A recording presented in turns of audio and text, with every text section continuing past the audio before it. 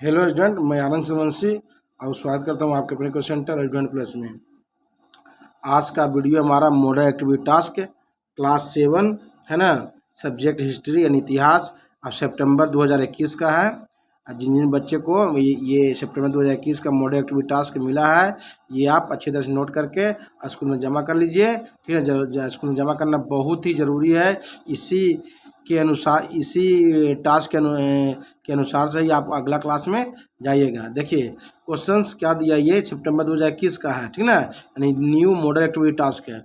Okay, question देखिए क्या दिया है कि 1 नंबर कि अनुचित शब्द या नाम की पहचान करें। यानी 4 ठो वर्ड दिया रहेगा, नाम दिया रहेगा, उसमें से एक जो अलग है उसे छाट दीजिएगा। ठीक ना, ठीक है, छाट दीजिएगा, उसी को केवल छाटना है। तो क्वेश्चन 1.1 दिया है कि बाबर, हुमायूं, शेर शाह, अकबर, ये चारों में बेमेल कौन है, चारों में अलग कौन है। तो चारों में अलग है शेर शाह। ठीक ना, चारों में अलग कौन है, शेर शाह। केवल छाटना है, रीजन नहीं बताना है कि क्यों अलग है। ठीक ना, ऐसे तो बताया गया है कि तीनों मुगल सम्राट थे, ये मुगल सम्राट नहीं थे। ठीक ना, ये मुगलों का राजा थे तीनों, बाबर, हुमायूं, अकबर और शेर शाह नहीं थे, इसलिए शेर शाह को छाटा गया।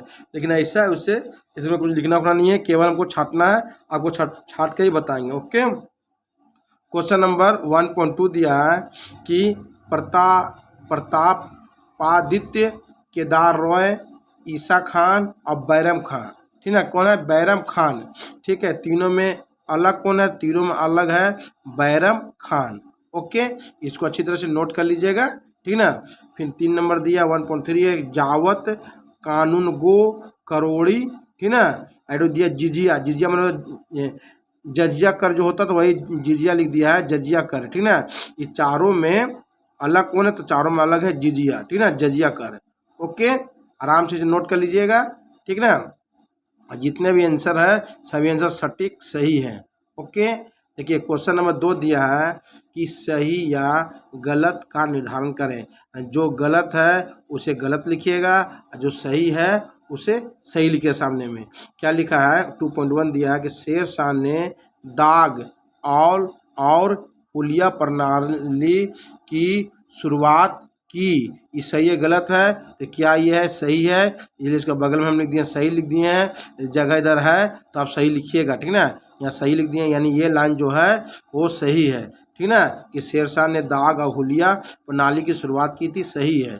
ठीक ना, फिर 2.2 है कि 2.2 क्या दिया है, देखिए कि 2.2 दिया कि अकबर ने 1576 ईस्वी में हल्दी घाटी के युद्ध में राणा प्रताप को पराजित किया। सही गलत है, यह भी लाइन सही है, इसलिए इसको हम सही लिख दिए हैं।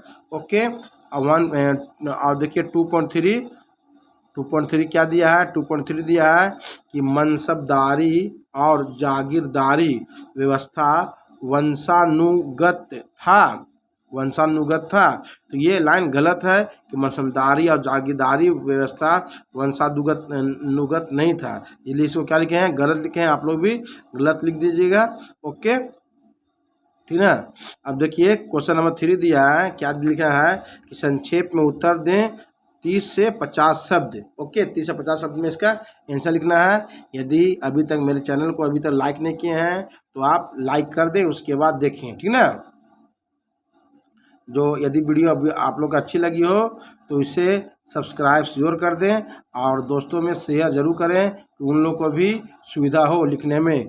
3.1 डेक्कन अल्सर से आप क्या समझते हैं। ओके, इसका आंसर देखिए लिखना है, क्या कितना में लिखना है, 30 से 50 शब्दों में लिखना है। तो देखिए लिखे हैं कि डेक्कन अल्सर जिस तरह स्पेन के फोड़े ने नेपोलियन को नस्तानाबूद किया था, उसी तरह दक्कन के फोड़े ने औरंगजेब को नस्तानाबूद कर दिया। औरंगजेब ने खुद स्वीकार किया है। ठीक ना, वे खुद स्वीकार किए हैं कि दक्कन के चलते ही हम विध्वंस हुए हैं।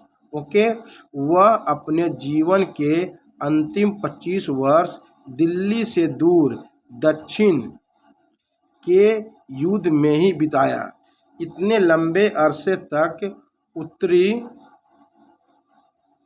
उत्तरी भारत से उसकी अनुपस्थिति रहने के कारण वहाँ अराजकता फैल गई। ओके। दक्षिण में शिवाजी के शक्ति बढ़ने पर पुरंदर की संधि करना पड़ा औरंगजेब को। बाद में 1689 ईस्वी में मुगल आक्रमण के फलस्वरूप संभाजी मारे गए, किंतु मराठा नेता राजा राम और उसकी पत्नी ताराबाई के नेतृत्व में मराठों ने अपने को पुनर्जीवित किया। अंत में दक्षिण की नीति मुगल साम्राज्य के पतन का कारण बना। ओके। बहुत वर्षों तक होने वाले युद्ध के कारण मुगलों की बहुत आर्थिक क्षति हुई। ठीक ना। कहा जाता है कि दक्कन का जो है इसके कारण मुगल साम्राज्य का पतन का ये मुख्य कारण बना। ठीक ना। ये आंसर है। ये आंसर और भी बहुत बड़ा था, इसे हम छोटा करके आप लोग को लिख दिए कि लिखने में आप लोग को सुविधा हो। ओके। 3.2 दिया है कि दीन इलाही क्या है। ठीक ना। ये बहुत इंपॉर्टेंट है, एग्जाम्स के नज़रिए से बहुत इंपॉर्टेंट क्वेश्चन है, लेकिन एग्जाम तो इस साल कोविड-19 के कारण हो नहीं रहा है। आप लोग नोट करके स्कूल में जमा करना है। दीन इलाही क्या है। दीन इलाही धर्म का प्रवर्तक सम्राट अशोक था। ठीक है। दीन इलाही धर्म वही चलाए थे। ओके। यह धर्म सभी धर्मों के सार से बनाया गया था, यानी यह धर्म जो था सभी धर्मों के मिश्रण से बना था। ठीक ना। इतिहासकारों के अनुसार यह धर्म मुसलमानों के कुरान, हिंदू धर्म के ग्रंथ बाइबल के संदेशों के सम्मिश्रण से बना था। ओके। अकबर ने बलपूर्वक किसी पर लादने की एकदम चेष्टा नहीं की थी, यानी अकबर ने बलपूर्वक किसी को नहीं बोला था कि यह दीन इलाही धर्म मानो, यानी कोई दबाव नहीं था। मान भी सकता था और नहीं भी मान सकता था। ओके। एकदम चेष्टा नहीं की। इस धर्म का प्रमुख सिद्धांत था ईश्वर एक है और अकबर उसका पैगंबर है। लेकिन यह धर्म अधिक समय नहीं चला। अकबर के मृत्यु के बाद यह धर्म समाप्त हो गया। ठीक ना। यह बहुत कम समय तक चला था यह धर्म और फिर समाप्त हो गया। अब देखिए क्वेश्चन नंबर 4 दिया है। ठीक ना। ये लास्ट क्वेश्चन है। क्वेश्चन 4 क्या दिया है कि अपनी भाषा में लिखें। ठीक ना। 100 से 100 120 शब्दों में इसे लिखना है। क्वेश्चन क्या दिया है कि शेर शाह के किन्हीं 2 प्रशासनिक के बारे में संक्षेप में लिखो। आंसर क्या दिया है कि शेर शाह के 2 प्रशासनिक सुधार। ओके।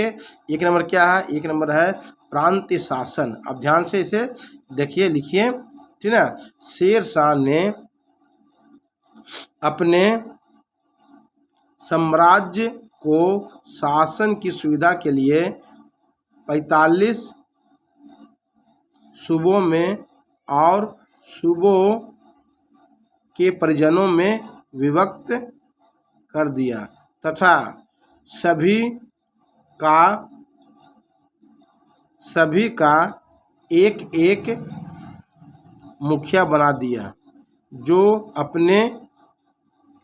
अपना काम ईमानदारी पूर्वक करता था। ओके। प्रशासन की सबसे छोटी इकाई गांव था। वे स्वतंत्र थे और उनके ग्रामीण पंचायत का प्रशासन संबंधित कार्यों का अधिकार मिला हुआ था। ठीक है। एक नंबर हो गया। दूसरा नंबर था कि सेना और गुप्तचर विभाग। देखिए सेना गुप्तचर विभाग क्या था उनका, कि शेर शाह एक शक्तिशाली सेना के महत्व को समझता था। इस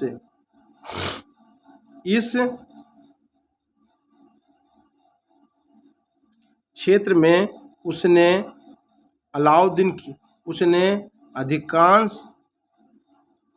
अधिकांश अलाउद्दीन खिलजी